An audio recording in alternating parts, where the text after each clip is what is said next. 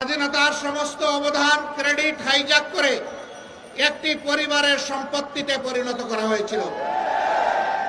বাংলাদেশকে তারা তাদের জমিদারি মনে করে নিয়েছিল, জনগণকে তারা তাদের প্রজা এবং ভাড়াটিয়া বানিয়েছিল, আমাদের সন্তানদের মুখের গ্রাস কেড়ে নিয়েছিল, মেধাকে পায়ের তলে দোলন করে ক্যাডার ভিত্তিক বাংলাদেশে গঠন করার চেষ্টা করেছিল। সম্মানিত ভাই ও বন্ধুগণ, এরকম একটি বিজয় দিবস আজকে জনগণের মাথায় মাথায় লাল এবং সবুজের টুপি। এই সবুজ হচ্ছে বাংলাদেশের সবুজ জমিন, লাল হচ্ছে আমাদের শহীদদের রক্ত। এটা সূর্যের চেয়েও দামি। এই রক্ত দেওয়া শুরু করেছিল এই জাতি 47 সালে। তখন থেকে রক্ত দিয়ে দিয়ে 24-এর 5 আগস্ট পর্যন্ত এই রক্ত দেওয়া অব্যাহত রয়েছিল। দুঃখের বিষয়, 47-এর পরেও জাতি স্বাধীনতার সুফল ভোগ করতে পারেনি। আবার 71-এর স্বাধীনতা হাইজ্যাক হয়ে গিয়েছিল। আজ পর্যন্ত কোনো জবাব নাই এই জাতির সামনে।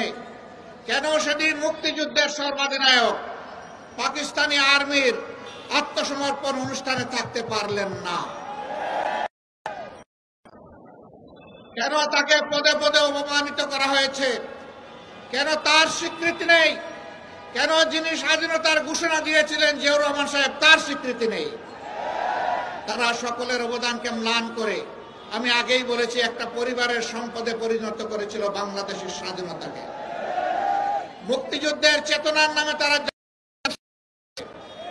ধোঁকা দিয়েছে, জাতির উপর জুলুম করেছে, জাতির অধিকার কেড়ে নিয়েছে, জাতিকে দাসে পরিণত করেছে। বিশেষভাবে অভিনন্দন জানাই। যে লড়াই শুরু হয়েছিল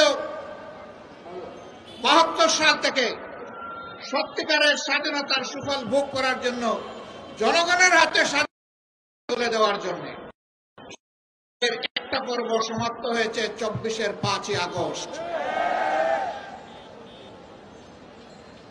এই 24-এর লড়াইয়েও জনগণকে নিজ দেশের স্বৈর শাসকের হাতে জীবন দিতে হয়েছে।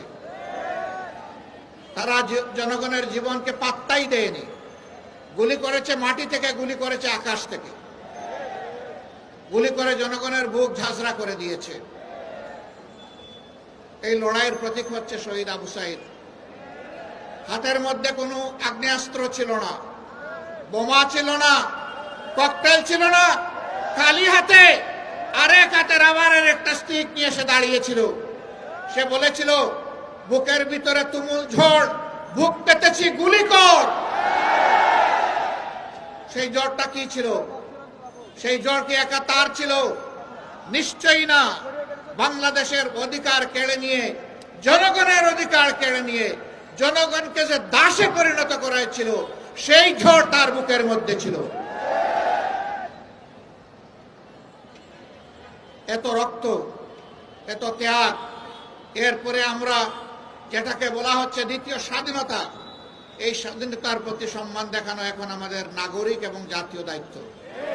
ব্রেকফাস্ট, টিফিন কিংবা স্ন্যাক টাইমে মজাদার আয়োজন মানে অল টাইম ব্রেড।